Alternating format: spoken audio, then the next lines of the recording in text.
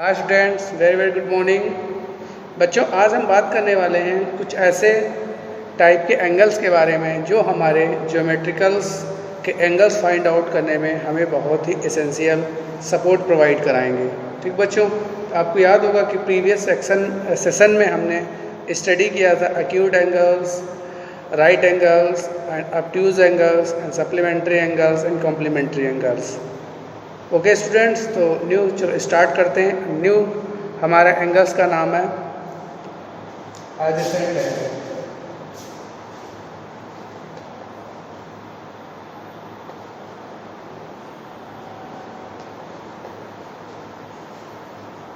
Adjacent angle. Okay student, adjacent angle क्या होता है इसके बारे में हम आपको बताएंगे। ओके स्टूडेंट, तो adjacent angles, two angles are said to be adjacent angle if two angles having the same vertex, दोनों एंगल्स के वर्टेक्स क्या होने चाहिए? सेम होने चाहिए। Two angles have a common arm, दोनों एंगल्स क्या होने चाहिए? कॉमन आर्म होना चाहिए। The other two side of angles lie in opposite side of a common arm. Okay student, तो आओ बात करते हैं। जैसे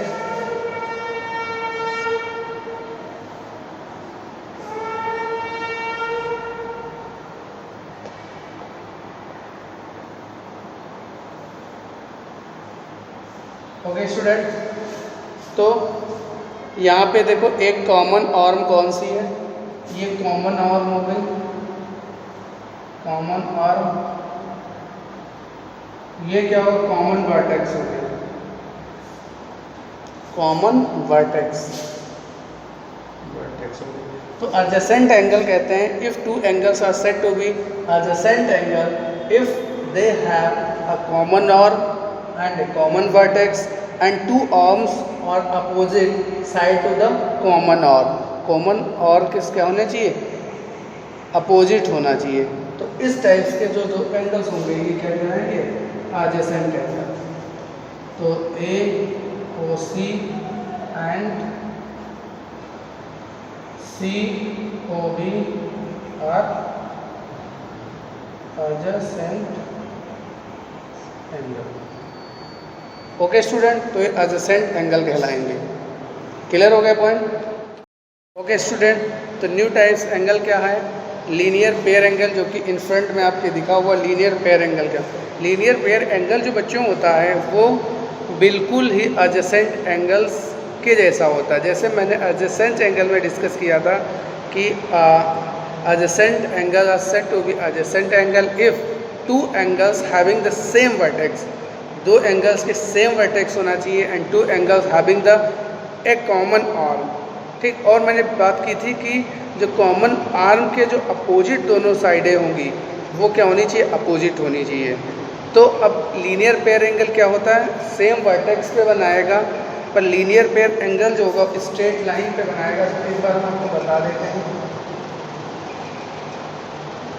ओके स्टूडेंट, ये स्ट्रेट लाइन है, इसमें कोई भी एंगल आएगा यहाँ पे देखो, तो ये वाला एक एंगल ये मेरा बनेगा, ये भी एंगल ये बनेगा। ओके स्टूडेंट, तो दो टाइप के एंगल बनेंगे, कोई ये जरूरी नहीं कि दोनों एंगल बराबर हो। ठीक है, तो ये सेम साइड की तरफ बन रहे हैं, बट दोनों एंगल्स क्या है? कॉमन आर्म से एंगल बनाएंगे। कॉमन आर्म से एंगल बनाने पे इनके एंगल्स जो होने चाहिए ये सेम जो होनी लाइन के अबव होने चाहिए, डाउन होने चाहिए स्ट्रेट लाइन में। तो ये वाला जैसे ही हमने ए माना, ये ओ माना, ये बी हो गया, ये सी हो गया। ठीक हो गया स्टूडेंट, तो हमारा पहला एंगल क्या मिलेगा? एंगल ए ओ सी। दूसरा एंगल मिलेगा बी ओ सी। ये बेटा एंगल तुम्हारे लीनियर पेयर एंगल है। ओके स्टूडेंट, और लीनियर पेयर एंगल यहाँ पे देखो बच्चों स्ट्रेट लाइन है, तो स्ट्रेट लाइन मतलब क्या होगा? एंगल ए ओ सी, इन दोनों अगर एंगल को हम मैच करते हैं, मिला देते हैं, तो हमें क्या मिलेगा? स्ट्रेट एंगल मिलेगा। बी ओ सी बराबर 150। तो ये लीनियर पेयर एंगल भी 150 का ही बनाएगा दोनों। ओके स्टूडेंट, तो ये आज का मेरा ये एंगल समाप्त हो जाता है। नेक्स्ट एंगल पड़ता है हमारा वर्टिकली अपोजिट एंगल। ये जो एंगल हम बात करने जा रहे हैं ये हमारे सर्किल में भी इसका बहुत यूज होगा और हर जगह इसका भी बहुत यूज होगा। तो नेक्स्ट है वर्टिकली, कौन सा एंगल? Vertically opposite angle.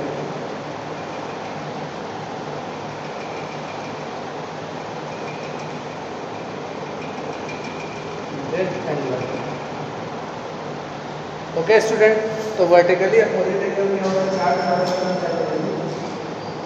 देखो वर्टिकली अपोजिट एंगल ये बेटा ये होता है अगर दो कोई लाइन ही है, non parallel line, two non parallel line that are intersecting at a fixed point O, then 4 angles are formed, 1 2 3 4 AB, okay, and CD.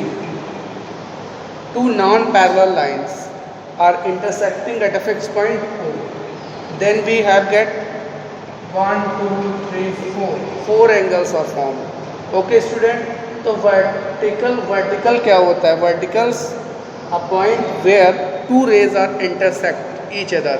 ऐसी दो रेज जो होनी चाहिए आपस में इंटरसेक्ट करती है उसे वर्टेक्स कहते हैं। तो बेटा यहाँ पे देखो ए ओ डी, जो एक वर्टेक्स होगा मैं इसको थोड़ा डार्क कर दे रहा हूँ, ये वर्टेक्स होगा, इसका वर्टेक्स ये होगा, ठीक।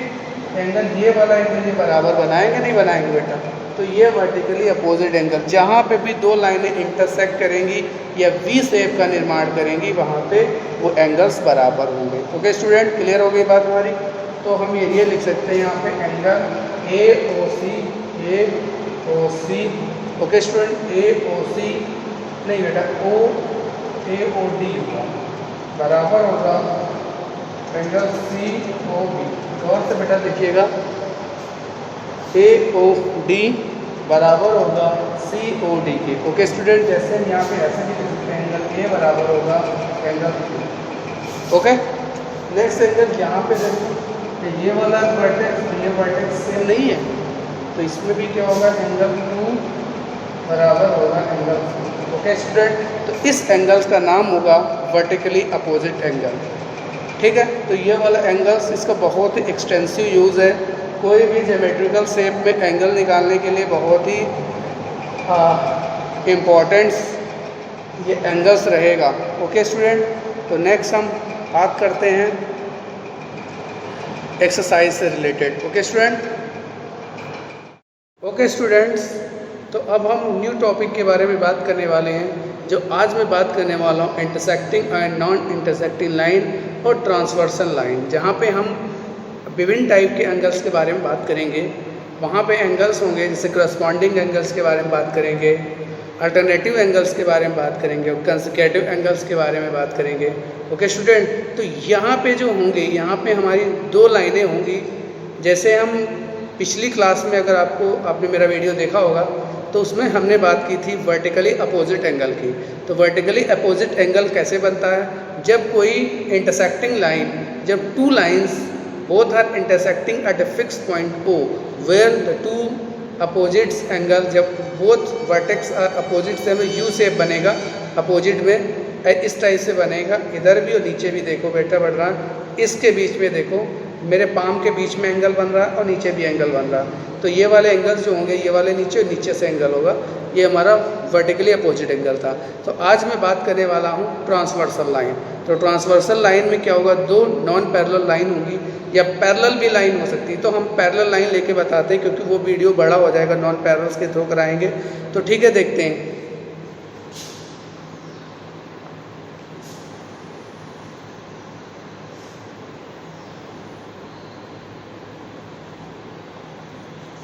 देखो बच्चे, ये यहाँ पे एम एन जो है, दो पैरेलल लाइन है, मैं यहाँ पे लिख दे रहा हूँ एम एम, पैरेलल लाइन है।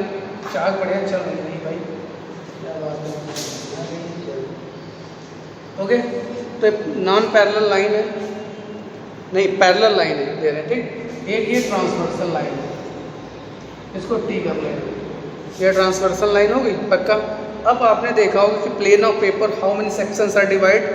एक सेक्शन 1 2, यहाँ पे 1 2 3 4 5 6 7 8।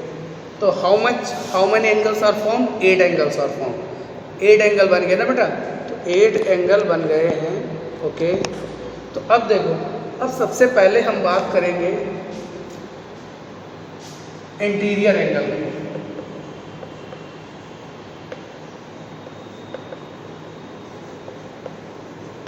इंटीरियर एंगल्स, इंटीरियर्स एंगल्स का मतलब होता है दो लाइनों के बीच में बने हुए एंगल्स।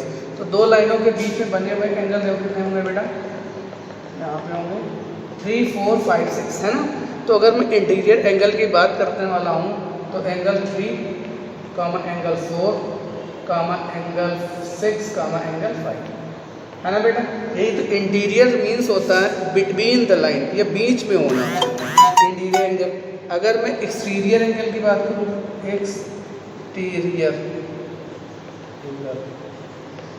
एक्सटीरियर एंगल्स की बात करूँ तो एक्सटीरियर एंगल्स में तो लाइन के बाहर वाले एंगल्स, तो आउटसाइड ऑफ लाइन, तो एंगल 1, एंगल 2, एंगल 7 है, एंगल 8 बनेगा ना बेटा।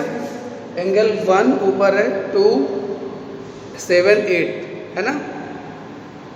ओके, अब न्यू एंगल्स के बारे में बात करने वाले हैं बेटा, यहाँ पे लिखते रहना, ठीक है। अब हम बात करने वाले हैं अल्टरनेट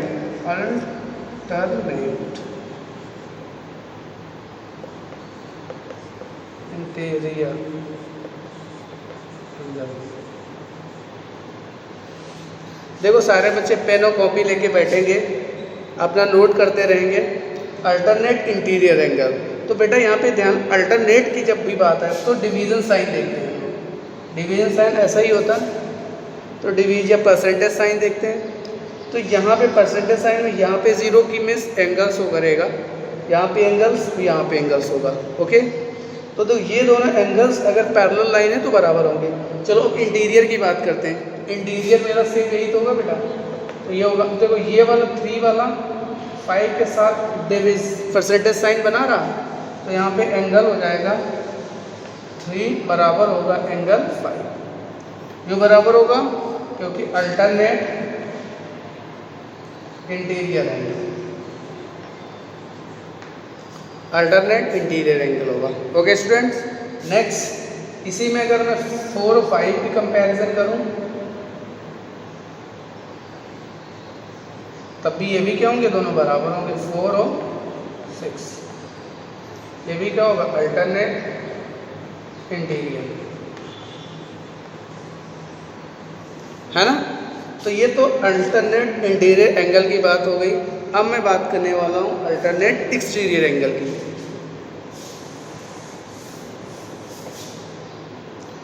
अब हेडिंग डालेंगे बच्चों, अल्टरनेट एक्सटीरियर। एक्सटीरियर मीन्स अब बाहर वाले एंगल के बारे में सोचेंगे, जो हमारे एक्सटीरियर एंगल है।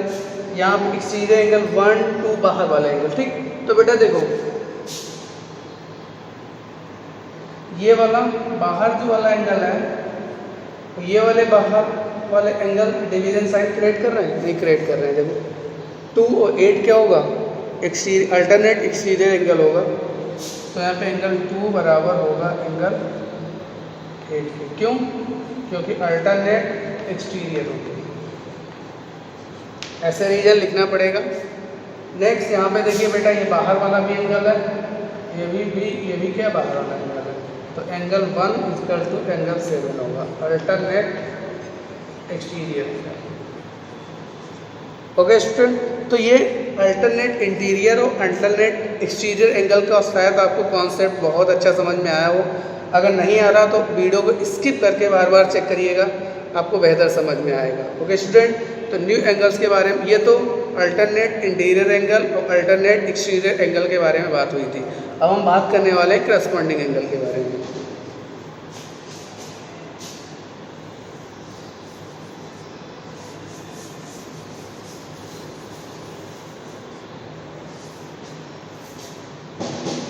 ओके स्टूडेंट, तो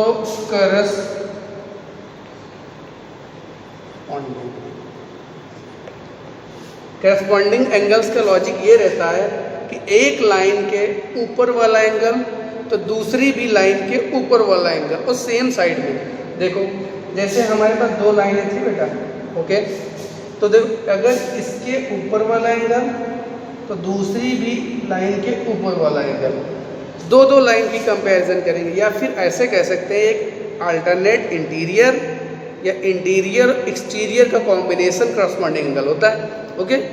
तो इंटीरियर और एक्सटीरियर को कंबाइन कर दो और सेम साइड में चलना है, जैसे ये है तो सेम साइड में जाना है, ओके। चलो करते हैं, गर्मी बहुत है, चलो तो ठीक।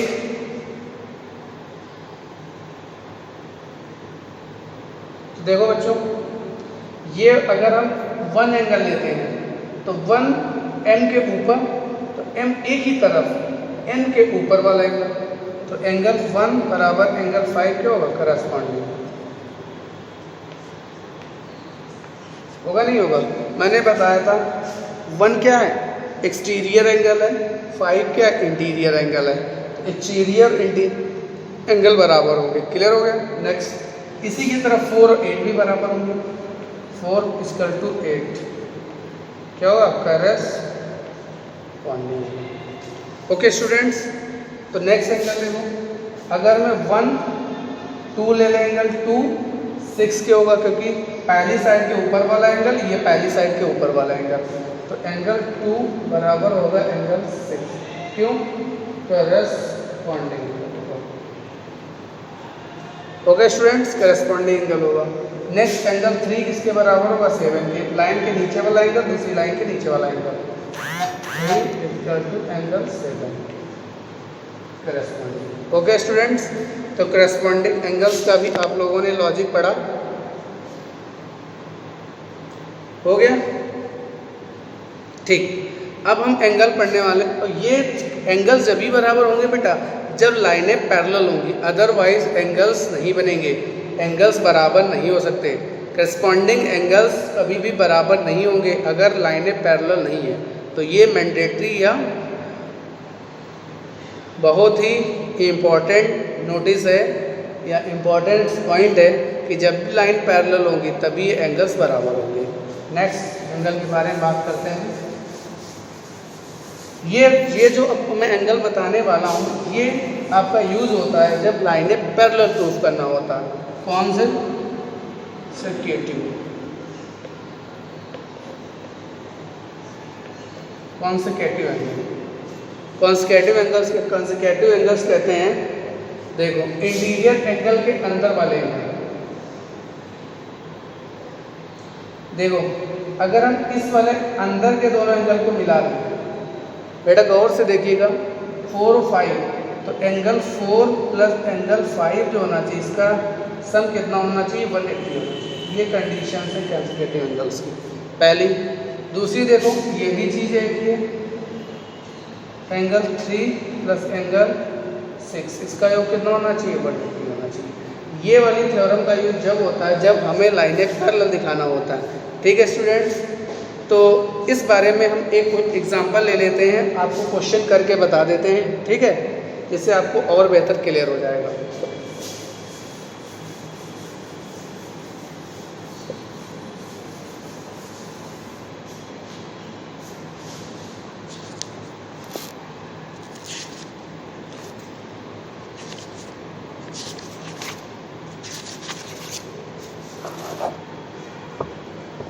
चलो करते हैं।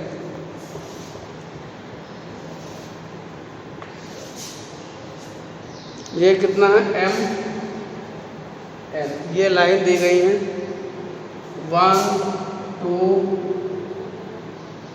3 4 5 6 7 8, ये एंगल देखो, ऑर्डर को ऐसे भी चेंज कर देंगे पर लॉजिक मेरा सेम रहेगा, ओके। अब इसमें दिया गया है देखो 1:2 एंगल दिया गया है, 1 और रेशियो 2 का अनुपात दिया गया 4:4:5, ओके स्टूडेंट। तो रेशियो दिया होता तो एंगल को x में कंसीडर कर लेते हैं, तो एंगल 1 = 4x, तो एंगल 2 = कितना हो जाएगा, 5x, ठीक। ये तो जनरल चीज़ें हैं, है ना स्टूडेंट, ठीक। अब चलो करते हैं। तो लाइनें पैरेलल दी गई, एम पैरेलल है एन के। ओके ठीक। अब देखो बेटा, टू एंगल जो होगा वो फर्स्ट एंगल दिया गया है, ठीक। फर्स्ट एंगल ही 3 होगा पक्का। क्यों? देखो एंगल फर्स्ट इक्वल एंगल 3 होगा। क्यों? क्योंकि ये वर्टिकली अपोजिट एंगल बन रहे नहीं बन रहे, तो वर्टिकली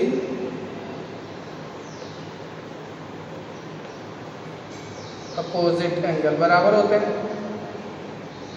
तो एंगल 3 भी कितना हो जाएगा? एंगल 3 भी हो जाएगा। ओके ठीक। तो सबसे पहले ये वाला एंगल कितना बनेगा?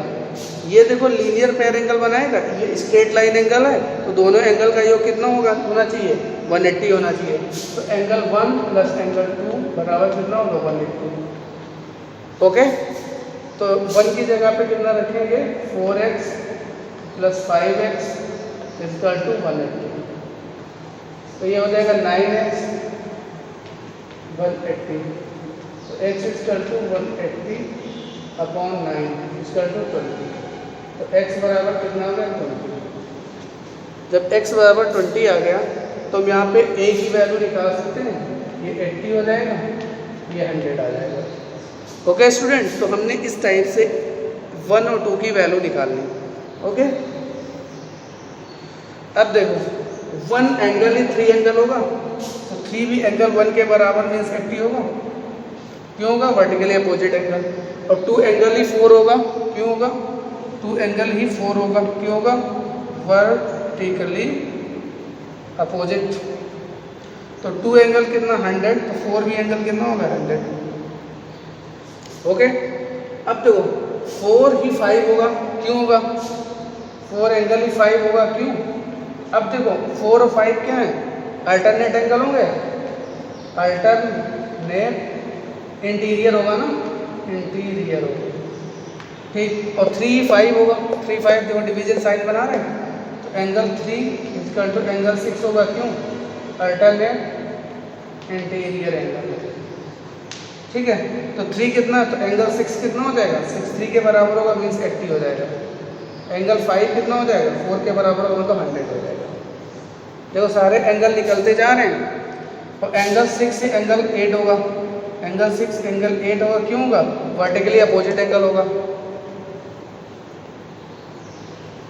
अपोजिट, तो एंगल 8 कितना होगा? 6 कितना? 680 है। ओके, और नेक्स्ट एंगल 5 एंगल 7 होगा। एंगल 5 एंगल 7 होगा। क्यों? क्योंकि ये भी वर्टिकली अपोजिट एंगल होंगे। तो एंगल 7 कितना होगा? 5 के बराबर, मतलब 100 होगा।